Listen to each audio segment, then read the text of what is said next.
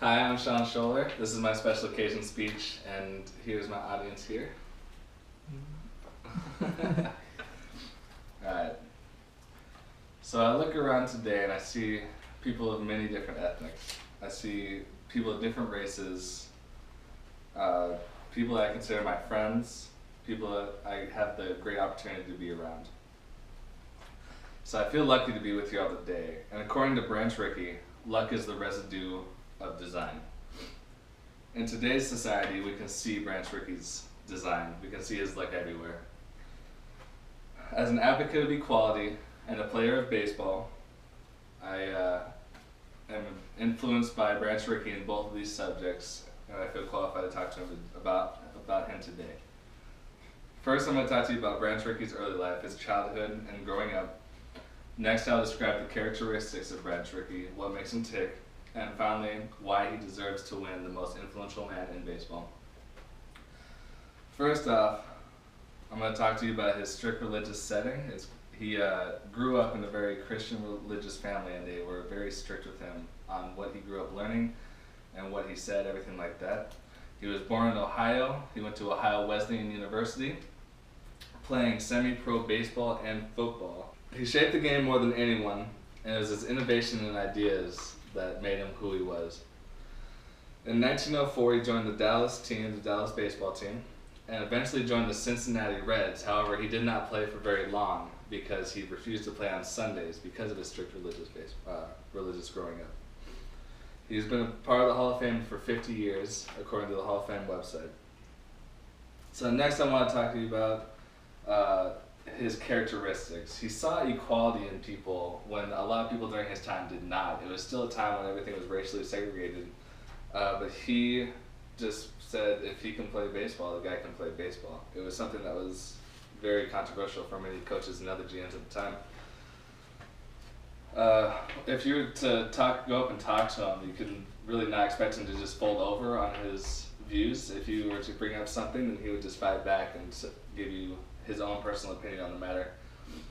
Many people tried to doubt him and try to convince him otherwise of doing what he did, but he just stuck true to himself and tried to get things accomplished to change the way baseball thought and the way baseball operated. He was a visionary, and as I said before, he was strict in his ways as part of his religious growing up, and he would just not back down. This was vital because he had to stay headstrong and stubborn in order to accomplish what he did. If he hadn't done this, nothing would have fallen into place for probably another decade or so because of how that society was at the time.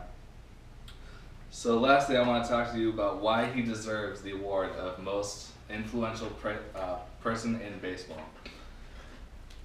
So the award is for innovators. It's to see opportunity and take the game of baseball beyond what it is on the surface. Bud Selig, Jackie Robinson, and Babe Ruth have all achieved this award and are very deserving, but Branch Rickey is probably the most deserving of this said award. His influence is seen here today. Starting with the Cardinals front office, he developed the first minor league farming system, which basically is established in every single baseball league today. They have the single A, double A, and triple A, all of which were started by the influence of him convincing the Cardinals to buy lower teams to farm them to get them ready for the major leagues.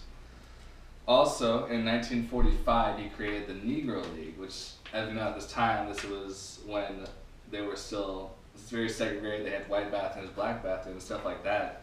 And he basically created this league to find the perfect candidate for coming over into the majors, the first African American to come over to the majors. That person ended up being Jackie Robinson. As we all know, 42. The guy's numbers retired throughout history. Probably also one of the most influential people in baseball as well, as I said before. The person he needed to bring over needed to be a great man and a great player, and Jackie Robinson was that guy. Branch Rickey said of Jackie Robinson, a man of exceptional intelligence, a man who was able to grasp and control the responsibilities of himself to his race and could carry the load. So we see a whole bunch of different cultures in baseball today. If it wasn't for Branch Rickey, this might not have been possible for many decades in the future. He gave some people opportunity, equal opportunity, where people saw they couldn't be So in closing, first I went over his early years. Then I described to you his characteristics and what made him who he was. And finally, I talked about his achievements and why it is that he deserved this award. Mark Twain says, "Facts are stubborn, but statistics are pliable." In accordance with Ricky's stubbornness, the fact is that baseball would not be the same sport without his generous touch. And coming up to get his award, I'd like to introduce his sister's grandson's former roommate,